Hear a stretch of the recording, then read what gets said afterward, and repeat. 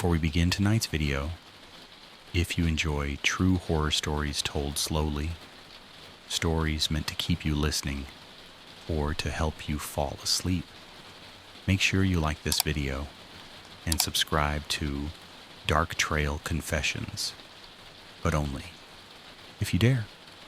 You're listening to Dark Trail Confessions, a collection of true and unsettling stories shared by those who lived through them and written down so they're never forgotten.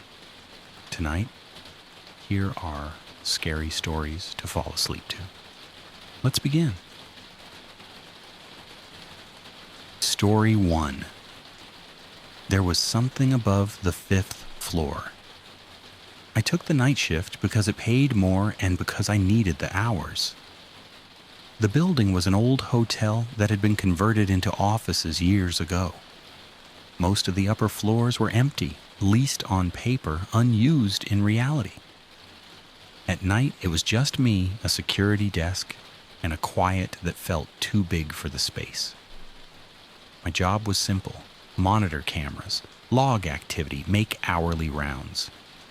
The elevator only serviced floors 1 through 5. That's what I was told. That's what the directory said. That's what the laminated emergency map behind the desk showed. 5 floors, nothing more. On my 3rd week, during a routine camera check, I noticed movement where there shouldn't have been any. It was a stairwell camera, one I barely paid attention to because it was always empty. The timestamp showed 2:17 a.m. The motion alert box flickered on and off, like the system was unsure whether to register it. At first, I thought it was a glitch. Then I saw a light. Not bright, just present. A dim glow, bleeding out from somewhere above the 5th floor landing. I rewound the footage. At 2:14 a.m., the stairwell was dark. At 2:15, a door opened above the 5th floor. At 2:16, the light appeared. At 2:17, the door closed. There wasn't supposed to be a door up there. I logged it as a system error and tried to forget about it. The next night, the motion alert went off again. Same camera, same time. This time, the door didn't just open. Someone came out. The figure stayed partially off frame. Just a shoulder, a side profile. But what unsettled me wasn't how they looked. It was how slowly they moved. Like they weren't worried about being seen. Like they knew nobody would come looking. I called my supervisor. He didn't even let me finish explaining before cutting me off. There's no access above 5, he said. If you're seeing something, it's reflection or interference. I asked him why the camera timestamp matched my system clock exactly. He paused, then said, "Don't go up there." That was the first time anyone suggested I could. A week later, during my round, I noticed something I hadn't before. The stairwell didn't end at the 5th floor. The paint changed. The handrail continued upward, old, worn, more used than the lower flights. The emergency exit sign above the 5th floor landing was newer than the wall around it, like it had been added to hide something older. I didn't go up. I went back to the desk and checked the logs. There were no maintenance records, no renovations, no sealed floors listed anywhere. But there were incident reports. They were vague, redacted, dates without explanations. Unauthorized access, unaccounted personnel, unresolved. The final entry was from 7 years earlier. Night security, same shift, same building. The report ended with a single line: employee did not return home. I quit the next morning. A month later, curiosity got the better of me. I searched his name. There were no articles, no missing person report I could find. But I did find his voicemail. It was archived on an old phone his sister had posted about online. Looking for answers. The recording was time-stamped, 2:18 a.m. In it, you can hear footsteps, breathing, then his voice, low and tight. I found the door. It wasn't locked. I don't think it's meant to be used anymore. There's a pause. Then he says, very quietly, "They know I'm here." The voicemail cuts off. To this day, I don't know what was above the 5th floor. But sometimes, when I wake up in the middle of the night, I check the time without thinking. And it's always 2:17. Story 2. He stopped because I was alone. I work night shifts.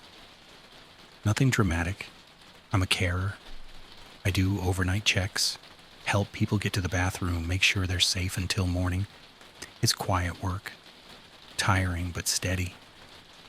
I'd been doing it for years, so driving home after midnight was normal for me. Empty roads didn't bother me. Dark didn't bother me. I thought I knew how to handle myself. That night, I finished just after 12:30 a.m. I remember being more tired than usual, thinking about my bed the whole drive home. About 15 minutes into the journey, there was a loud bang. Then the steering wheel pulled hard to the left. I managed to get the car onto the shoulder, heart racing, hands shaking. Flat tire. I sat there for a moment with my forehead against the steering wheel, trying not to cry from frustration more than fear. The road was completely empty, no houses, just trees and wet tarmac. I reached for my phone, no signal. I told myself not to panic. I dealt with worse. I'd call roadside assistance once I had service. That's when headlights appeared behind me. At first, I felt relief. Someone slowing down, someone stopping. The car pulled in behind me, went very close, and stayed there with the engine running. The headlights filled my mirrors. I locked my doors. A man got out. He didn't shout, didn't wave. He just walked straight up to my window like he'd already decided what was happening next. I lowered the window a few inches. He looked normal. Late 30s, maybe. Hoodie, jeans, work boots. The kind of man you wouldn't remember if you passed him in a supermarket. "Tire blowout?" he asked. I nodded and thanked him, already rehearsing how to say I didn't need help. "I've got a jack," he said. "Hate seeing someone stuck out here at this hour." I told him a roadside assistance was on the way. That was a lie. He smiled, but it didn't reach his eyes. "Well," he said, glancing down the road. "Could be a while. Not much traffic." He leaned closer to the window. "You heading home from work?" I shouldn't have answered. But I did. He asked where I worked. The one where I lived. Each question felt casual, almost friendly. But my stomach had started to knot. I told him again that help was coming. This time he didn't respond right away. He stepped back from the window and walked toward the rear of my car. "What are you doing?" I asked. "Just taking a look," he said. I watched him in my mirror, crouching near my back wheel. I couldn't see his hands, only his shoulders moving. That's when the fear hit properly. I started the engine. The car lurched slightly at the edge and stopped. A horrible grinding sound came from underneath. My heart dropped. I looked back at him. He stood up slowly and smiled. "Yeah," he said, tapping the bumper with something metallic. "That won't be going anywhere." I don't remember exactly what I said after that. I think I begged. I think I asked him to stop. He moved closer again. "You shouldn't be out here alone," he said. "Someone could get hurt." My phone buzzed. 1 bar of signal. I didn't care if he saw me this time. I called the police with shaking hands and put the phone on speaker. He heard the operator's voice. His expression changed instantly. Not panic, not anger, annoyance. He stepped away from the car. backed toward his vehicle, and got in without rushing. As he drove off, I caught his license plate. The police arrived about 10 minutes later. One of the officers checked my tire. Then he went quiet. He called another officer over.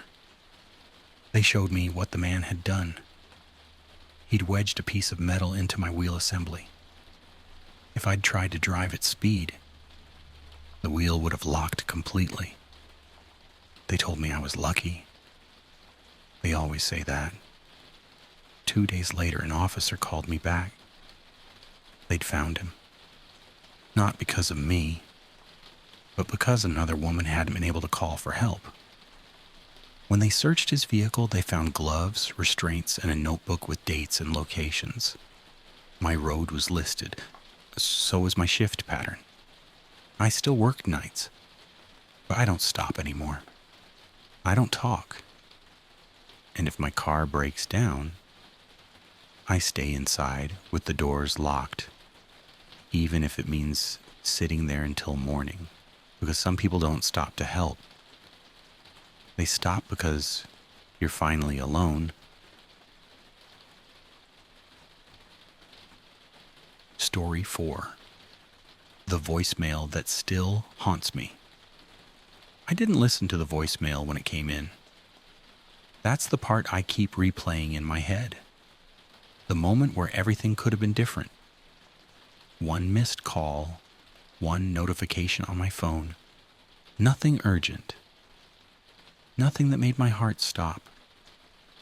It came in just after midnight while I was asleep.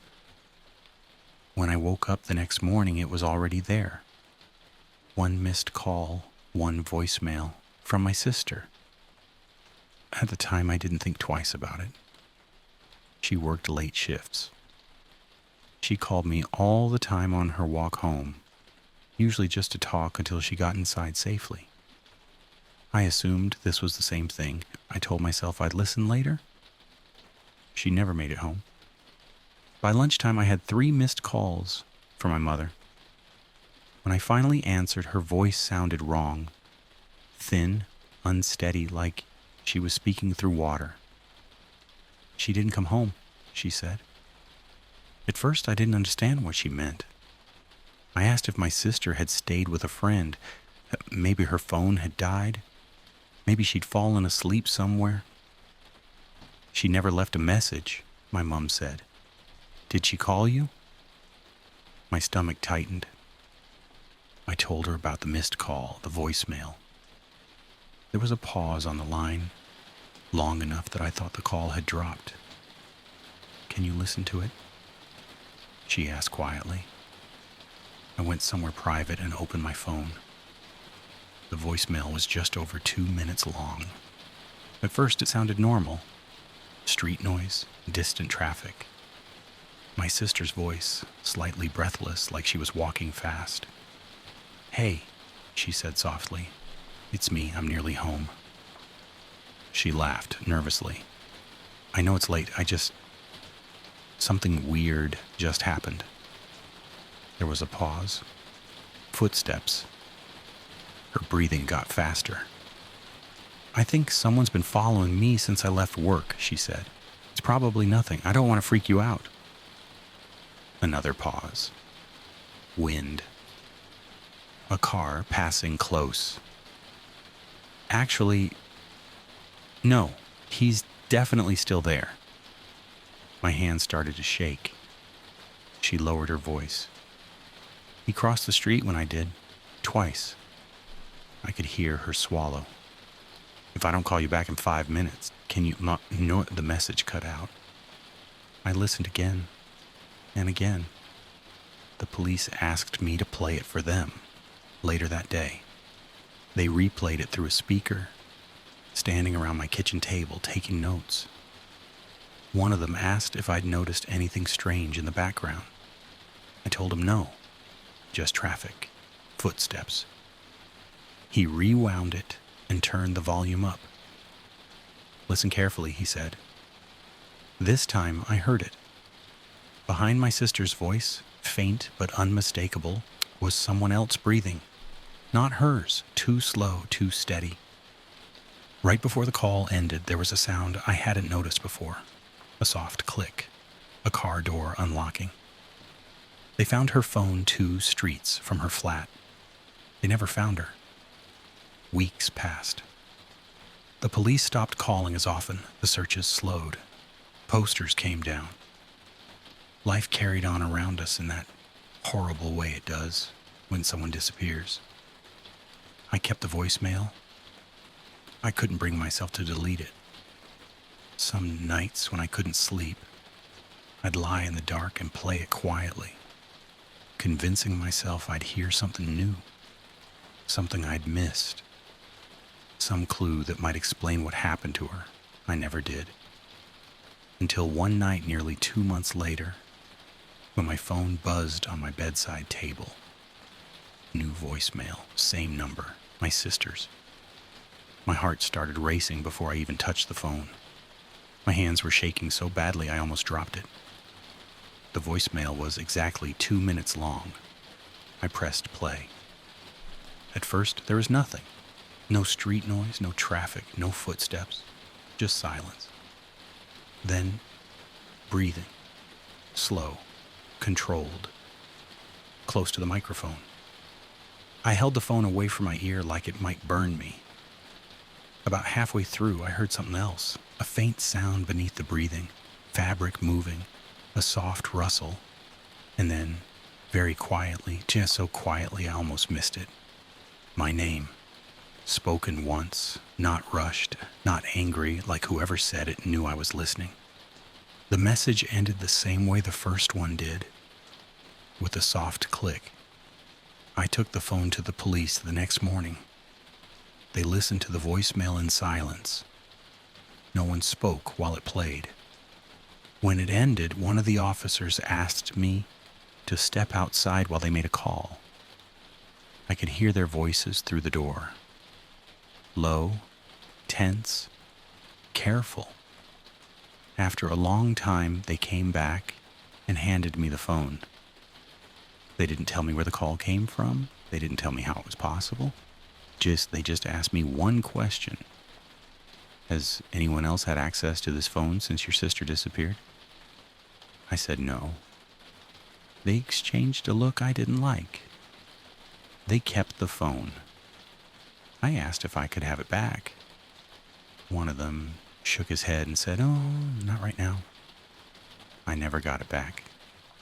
Weeks later, a detective came to the house to collect some of my sister's things.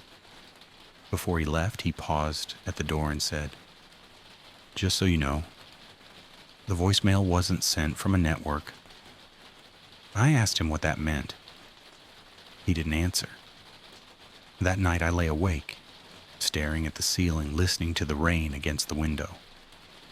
Because if the call didn't come from a network, then someone had to be close enough to record it, and close enough to know my name. Story 5. Someone was using my name. I didn't notice it all at once. That's the part that still bothers me. Nothing arrived screaming danger. It came in pieces, small things, easy to ignore. I work a normal job, regular hours, quiet routine. The kind of life where days blur together and nothing really changes. I live alone in a small apartment, the kind with thin walls and a keypad entry at the front door, safe, forgettable. That's why it took me so long to realize something was wrong. The first thing was an email. It was from my building manager, thanking me for stopping by the office earlier that day to ask about a maintenance issue. I hadn't gone to the office. I replied, assuming it was a mistake. He wrote back quickly, apologizing, said he must have mixed me up with another tenant. I accepted that explanation. A few days later, my bank flagged an in-person inquiry on my account. Not a transaction, just a request for information. The branch listed wasn't my usual one, but it was close enough that I didn't panic. I figured someone misheard a name. Mine isn't exactly rare. I told myself that twice. Then my coworker asked if I was feeling okay. I asked what she meant. She said I'd stopped by on my day off the previous week, stood at the front desk for a few minutes, then left without saying much. She joked that I'd looked tired, distracted. I laughed, told her she must have seen someone else, but she shook her head. No, she said, it was you, same jacket, same bag. That night, I went through my calendar, my emails, my phone location history. I hadn't left my apartment that day. That's when I started paying attention. I asked the building manager if anyone had requested access logs for my unit. He hesitated before answering, then said yes. Me, about a week earlier, said I'd claimed I was locked out and needed to confirm my unit number. Oh, he described me without hesitation. Height, hair, voice. When I told him I hadn't been there, he went quiet. Said maybe he was mistaken, but he didn't sound convinced. I changed my passwords that night, every single one. I slept with my phone face down on the mattress beside me. A week later, a package arrived. No return address. Inside was a spare key, not to my apartment, I checked, but to the building's side entrance, the one residents aren't supposed to duplicate. Taped to it was a sticky note, just my name. Nothing else. I didn't call the police. I didn't even tell anyone. Because the worst part wasn't fear yet. It was embarrassment. The idea that I was overreacting, that I'd sound stupid trying to explain this to someone out loud. So I waited. 2 nights later, my phone rang just after midnight. Unknown number. I didn't answer.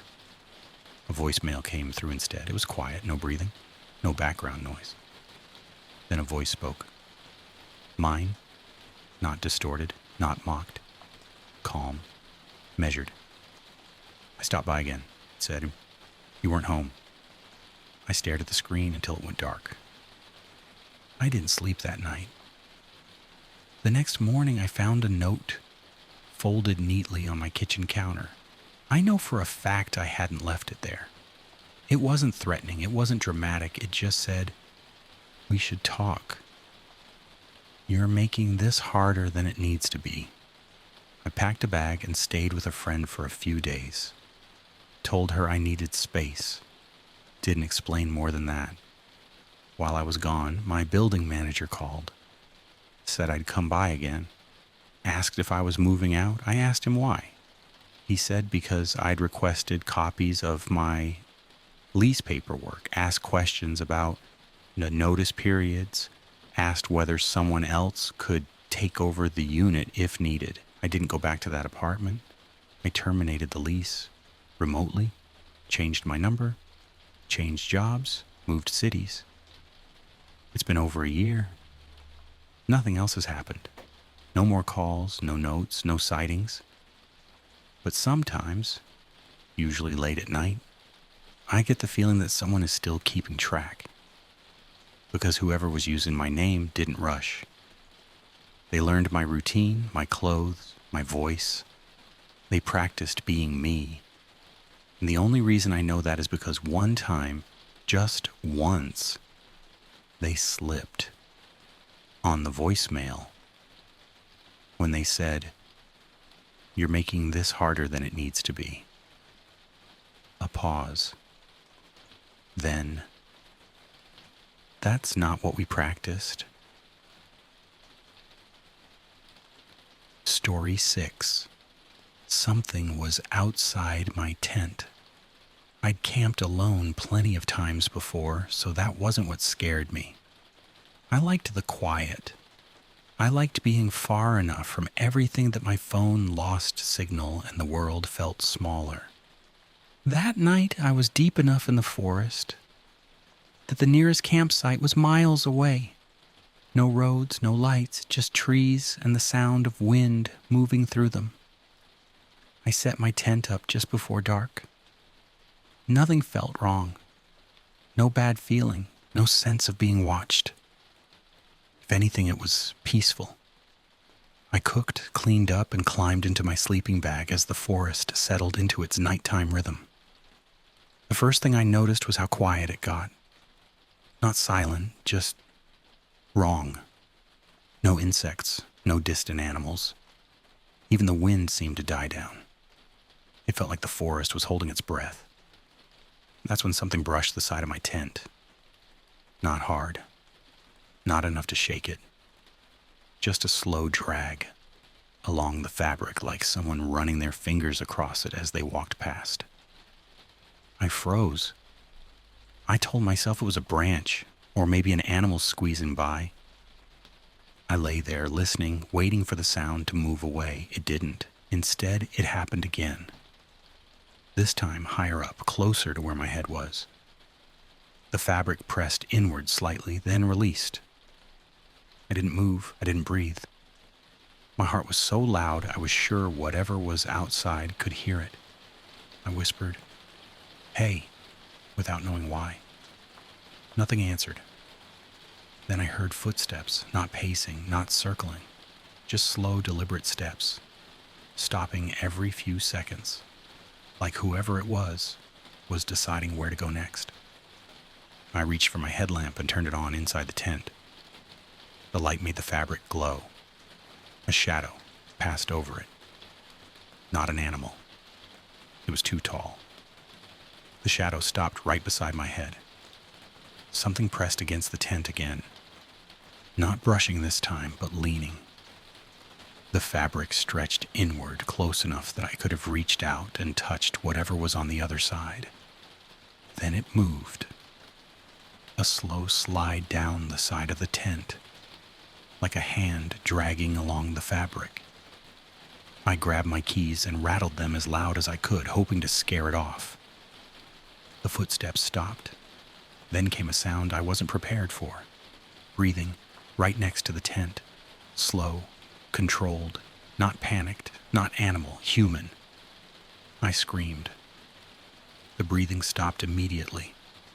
The pressure on the tent disappeared.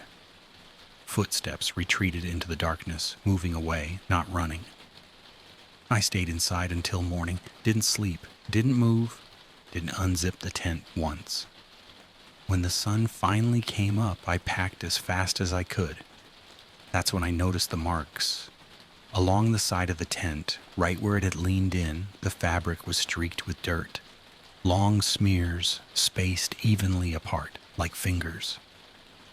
I drove straight home and told myself it was someone messing around. A prank, a coincidence that worked. Until weeks later when I unpacked my gear.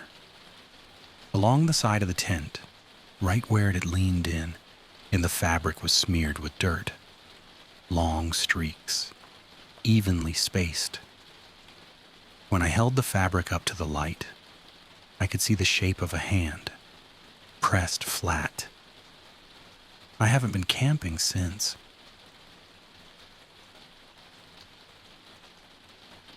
Story 7.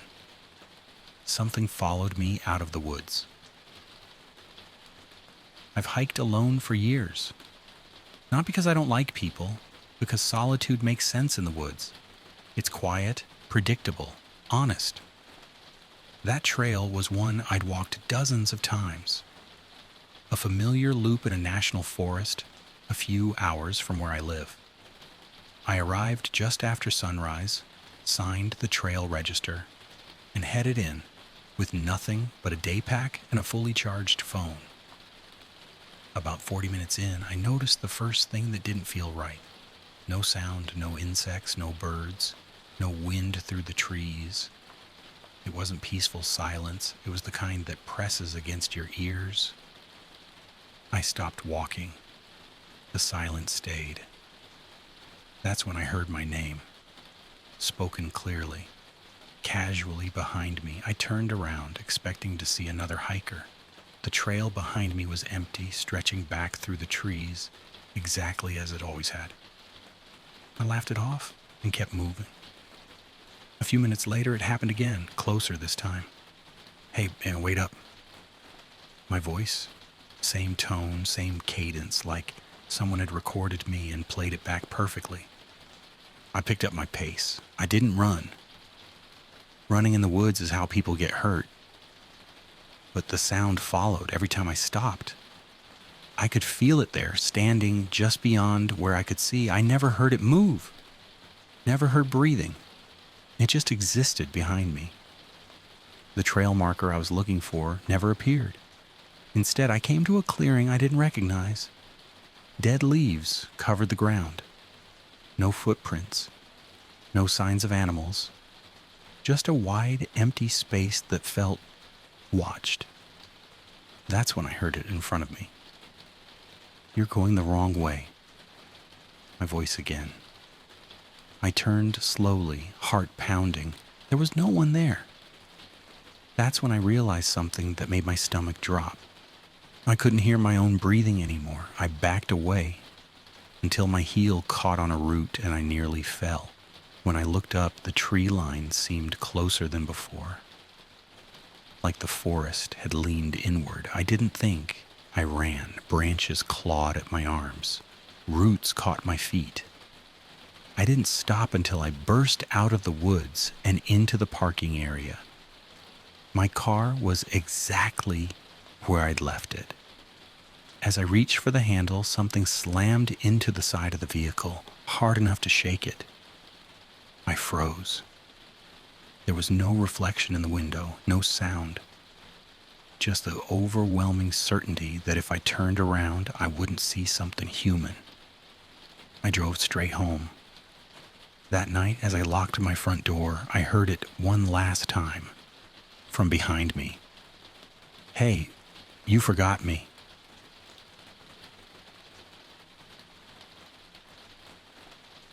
Story 8. I was part of a search party that found something we weren't looking for. I never talk about this in real life.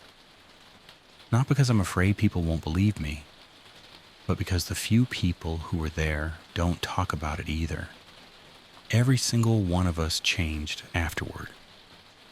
It started with a missing hiker. Late September, a woman in her early 20s, experienced local. She'd signed the trail register at Pine Hollow State Forest at 8:12 a.m. and never came back out. By day 3, volunteers were called in. I was one of them. I wasn't law enforcement, just a local guy who knew the woods well enough to help. I'd grown up hiking those trails, hunting with my father, camping off-grid. I trusted that forest in the way you trust something familiar without ever questioning whether it deserves it. That was my first mistake.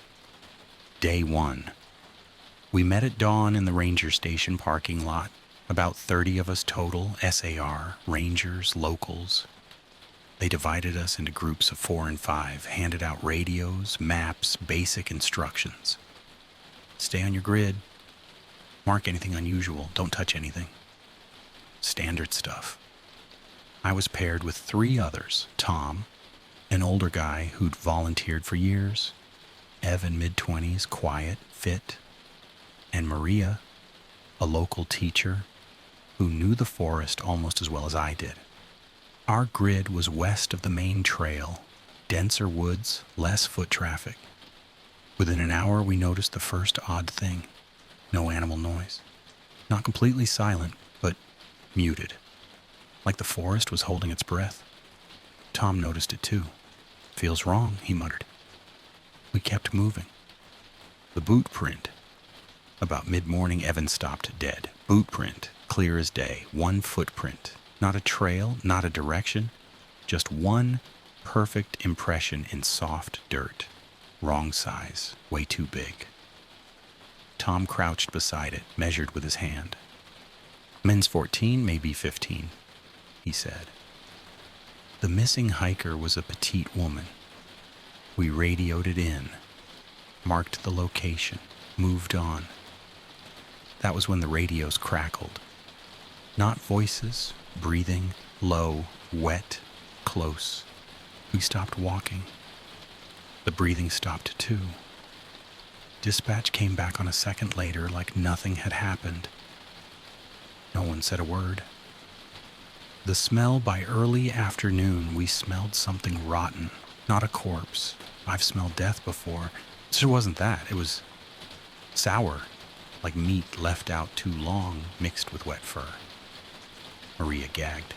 Bear? She asked. Tom shook his head. No tracks, no scat, nothing. The smell grew stronger the deeper we went. Then it vanished, instantly, like someone turned it off. The voice. It happened just after 3 p.m. We were moving along a dry creek bed when we heard it. A woman crying. Soft at first, broken, panicked. Help, please? Maria reacted immediately, stepping forward. Hey, we're here. Tom grabbed her arm hard enough she yelped. That's not right, he whispered. The voice repeated. Same words, same tone, no variation, like a recording. And it was coming from everywhere at once. Then Evan said something I'll never forget.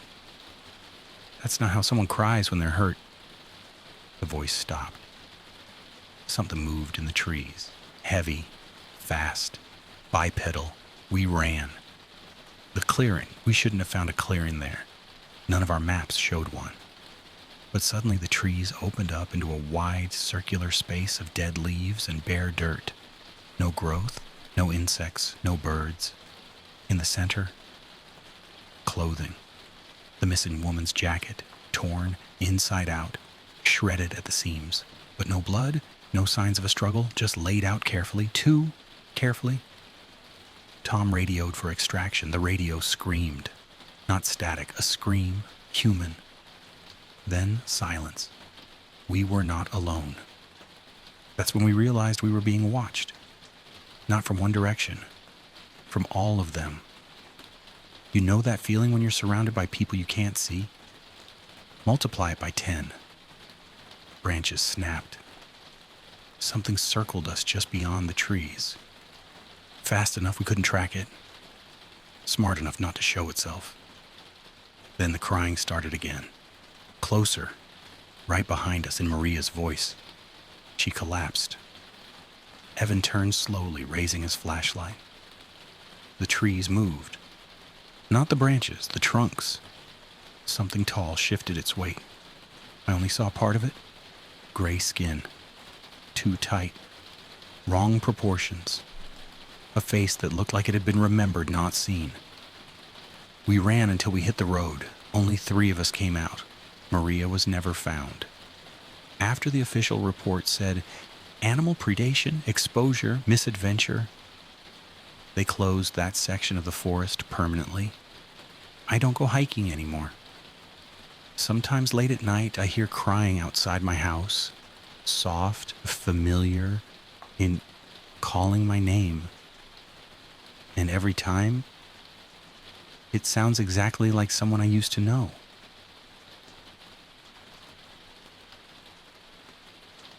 Story 9. I spent 3 nights alone in a fire lookout. Something kept coming back. I took the fire lookout job because I wanted to be alone. That's the part people don't understand. I wasn't desperate. I wasn't running from anything. I chose isolation. 4 months in a remote fire tower deep in national forest land. No road access, no cell service, supply drops once a week if weather allowed. 1 man, 1 tower, miles of trees in every direction. I'd worked lookouts before, but this one, Red Elk Station, had been unmanned for years. They reopened it after a bad wildfire season stretched resources thin. The ranger who briefed me hesitated when he handed over the keys. Radio check-ins every night, he said. If anything feels off, you report it.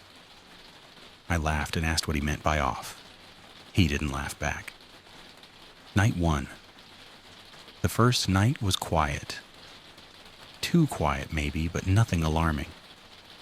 The tower sat on a rocky rise overlooking a valley that stretched for miles. During the day, it was beautiful. At night, it felt like floating above a black ocean. Around 11:40 p.m., I heard something from below the tower. Footsteps, slow, careful, deliberate. I leaned out with my flashlight and scanned the ground. Nothing. The stairs were empty. I told myself it was an elk or a deer and went back inside. At 12:07 a.m., the radio crackled. Not dispatch, breathing. I called in. No response. Then the breathing stopped. Dispatch came on seconds later asking for my routine check-in. I didn't mention it. I should have. Night 2. I noticed the smell before anything else. It drifted up from the trees just after dark, wet, metallic, like rusted iron and old meat. I checked the perimeter with binoculars while there was still light. That's when I saw it. A shape at the edge of the tree line, standing upright, too still to be an animal. I watched it for nearly a minute. It didn't move, didn't sway, didn't breathe. When the light finally faded, it was gone. That night, something climbed the stairs. I heard each step, wood creaking under weight, heavy weight. I held my breath standing in the center of the room, gripping the axe. They issue lookouts for emergencies. The footsteps stopped just below the hatch. Then something scraped across the underside of the tower, slow, intentional, like fingers testing wood. A voice drifted up through the floorboards, soft, almost curious. "Is anyone up there?" I didn't answer. The voice waited, then repeated the question. Same tone, same words, no emotion. Eventually it left. I didn't sleep. Night 3, by the third night, I was already planning how to quit without admitting why. That afternoon, I found tracks circling the base of the tower. Bare footprints, huge, human-shaped but wrong. Toes too long, heel pressed too deep. They went around the tower again and again, like something pacing. That night, the radio came on by itself. No static, no call sign, just a voice. My voice. Perfectly copied. Red Elk Station checking in. All clear. I grabbed the radio and shut it off. It turned back on. The voice continued. Requesting access. Something struck the tower hard enough to shake the windows. I finally screamed into the radio for help. Dispatch answered immediately, but they weren't hearing what I was saying. They said I'd already checked in. They said I sounded calm. They said I told them everything was fine. The face at the window. At 3:19 a.m., I heard breathing behind me. I turned slowly. The windows were fogged from the cold, except one, a clear oval wiped clean from the outside, a face pressed against the glass, not quite human. Skin stretched too tight, eyes reflecting light wrong. Mouth pulled into something that might have been a smile. It spoke. I've been practicing. The lights went out. When they came back on, the window was empty, the tracks were gone. After a helicopter picked me up at sunrise. The ranger wouldn't meet my eyes. Red Elk Station was shut down again. Officially, it was structural issues. Unofficially, another lookout quit before me, and another before him. I don't stay alone anymore, and I don't answer voices in the dark. Because whatever was out there, it wasn't trying to scare me. It was trying to learn. Story 10.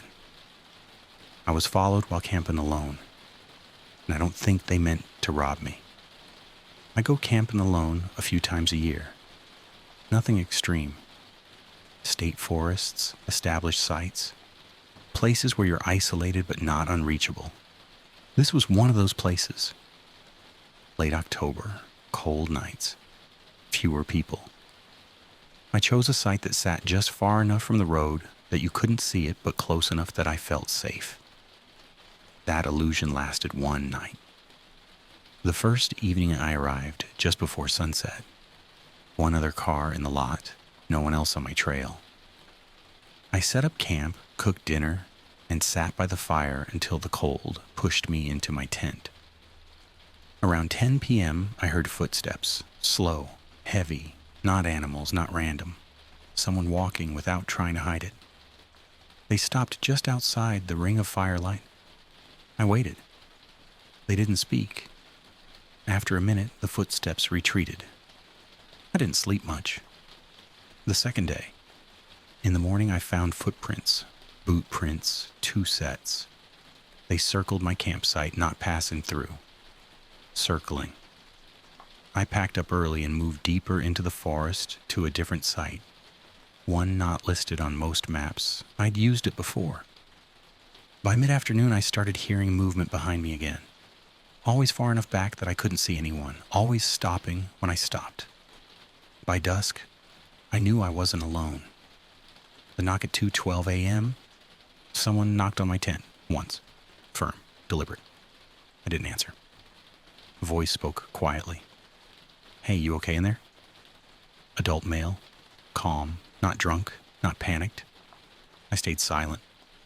After a long pause, he said something that still makes my skin crawl. "You moved campsites today." I heard footsteps retreat. I didn't sleep at all. The realization at first light, I left.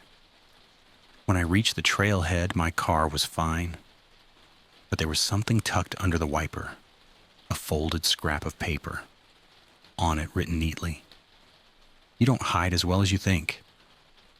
After I reported it, there was no follow-up, no suspects, no similar reports. But 6 months later, I saw a news article. 2 hikers assaulted in that same forest. Both reported the same thing. Footsteps at night. Someone watching from just outside the light. Someone who never raised their voice.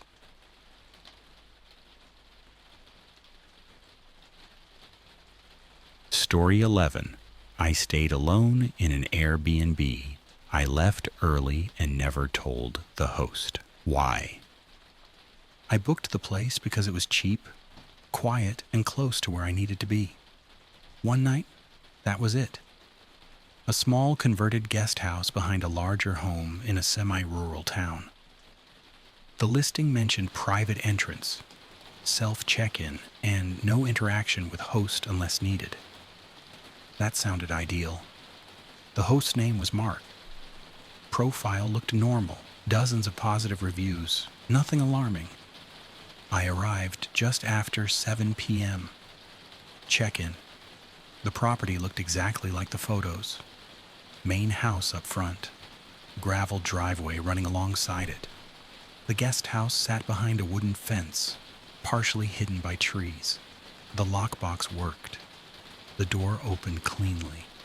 Inside, everything was tidy, minimal, almost sterile. I noticed the first thing immediately, and there were no personal items anywhere. No books, no photos, no decorations. Just furniture, appliances, blank walls. At the time, I told myself it was intentional. Hosts often keep things neutral. Still, it felt temporary. Like a place meant to be used, not lived in. The first odd detail. While unpacking, I heard a door close outside. Not slammed, just shut. I froze. The listing said the host wouldn't be home during my stay. I checked the window near the kitchenette. The lights in the main house were on now. I assumed plans changed. Not ideal, but not concerning. Then my phone buzzed. A message from Mark. "Let me know if you need anything. Like, no, welcome, no, hope you arrived safely." Just that. I replied politely and went about my evening. The camera around 9 p.m. I'm okay. I sat on the edge of the bed scrolling my phone when something caught my eye. Above the smoke detector, a small black circle. Too small to be another sensor. I stood up and looked closer. It wasn't a camera. At least, I don't think it was, but it wasn't not one either. I took a photo of it and zoomed in. No branding, no obvious lens. I decided I was overthinking it. That was a pattern that night. The sound outside. At 11:30 p.m., I turned the lights off. 10 minutes later, I heard footsteps on gravel, slow, unhurried. They stopped right outside the guest house door. I waited. No knock, no handle turn, just presence. Eventually, the steps moved away. I told myself it was the host going inside. But the gravel path didn't lead back to the main house. It looped behind the guest house. The message. At 12:14 a.m., my phone buzzed again. Another message from Mark. Everything okay in there? I didn't respond. Not because it was alarming, but because it felt unnecessary. 5 minutes later. You can always text if you're uncomfortable. That word stuck with me. Uncomfortable. I locked the door. Then I realized something that made my chest tighten. There was no deadbolt, just a standard knob lock. The window. I woke up at 2:03 a.m. No sound, just that instinctive feeling that someone is nearby. I sat up. That's when I noticed the window. The blinds were open. I was certain I'd closed them. Beyond the glass was darkness, then movement. A shape stepped back, just out of view. I didn't scream. I didn't move. I waited. Minutes passed. Nothing happened. My phone buzzed again. Didn't mean to wake you. I stared at the message, then at the window, then back at the message. I didn't reply. The discovery. I couldn't sleep after that. At around 3 a.m., I quietly checked the bathroom. That's when I noticed something else. The vent above the shower. The screws had fresh marks, like it had been opened recently. I stood there, heart racing, realizing something I hadn't before. The guest house shared a wall with a storage room attached to the main house. The vent led straight into it. I left. I didn't pack neatly. I shoved everything into my bag and unlocked the door as quietly as I could. The gravel crunched loudly under my shoes. The main house lights were on. As I reached my car, my phone buzzed one last time. You don't have to go. You're safe here. I drove off without replying. After I reported the listing, Airbnb removed it within 48 hours. No explanation, no follow-up. A month later, I checked. The profile was gone. I still think about that place. Not because I know what would have happened, but because I never found proof. And sometimes that's worse.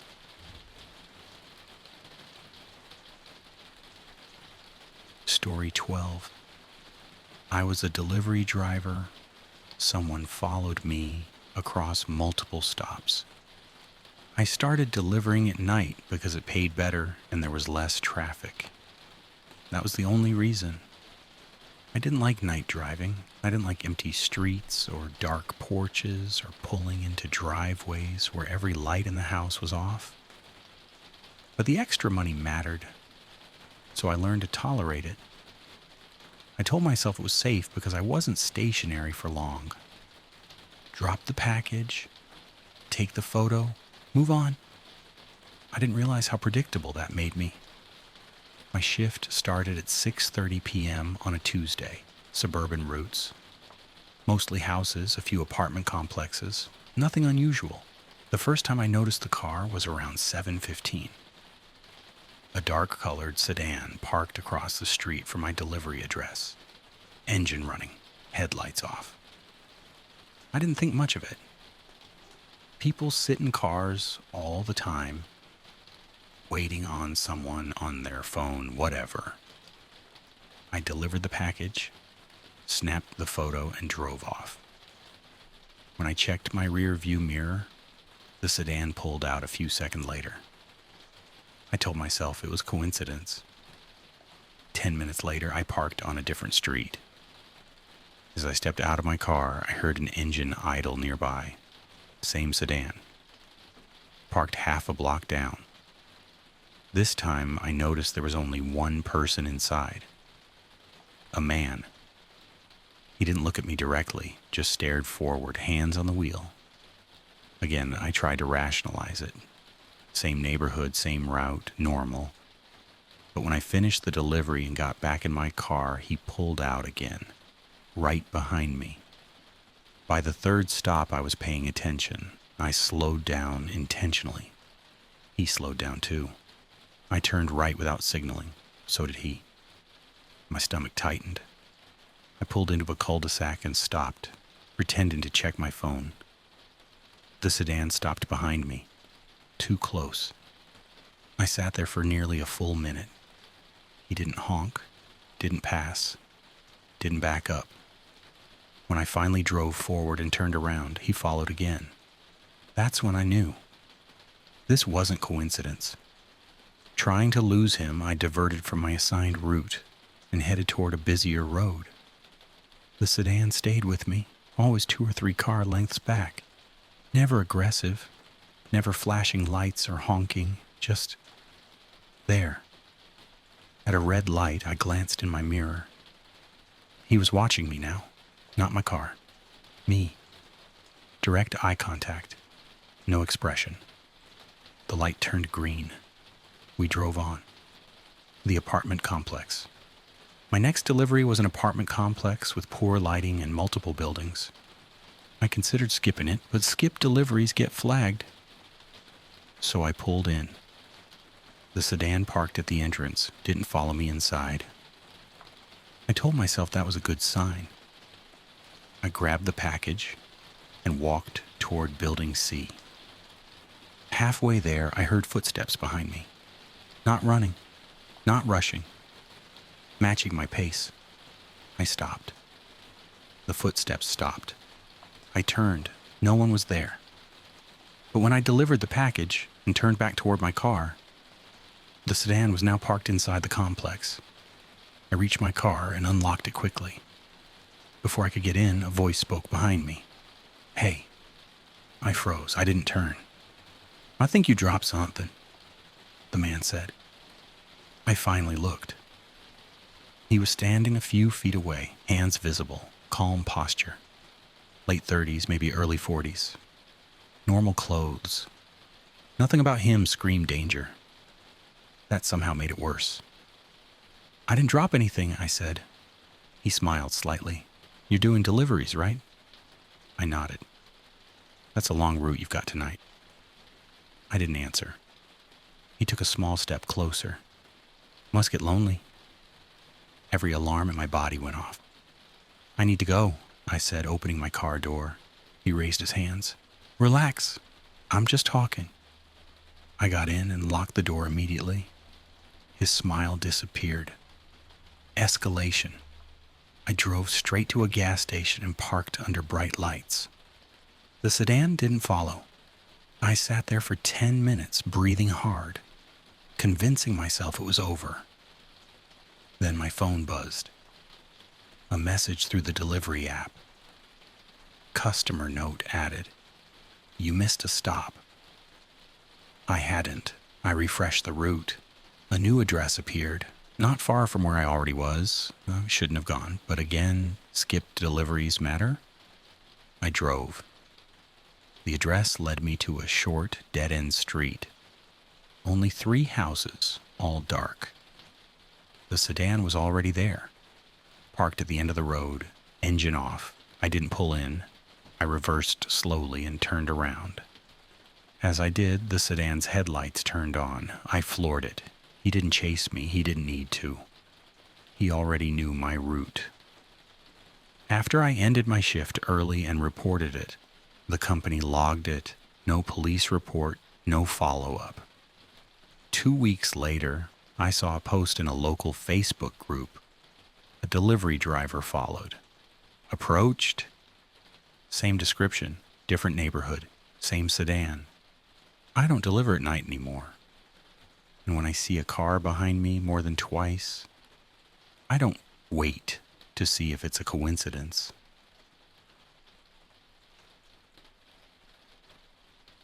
If any of these stories followed you into the quiet, into the dark, or into the space just before sleep, Let the rain carry them away.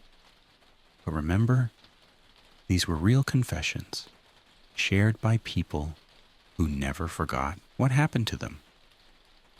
You've been listening to Dark Trail Confessions. And if you're still awake, make sure you're subscribed, because there are always more stories waiting. If you have a story you'd like to share on the channel, you can email darktrailconfessions@gmail.com. Good night.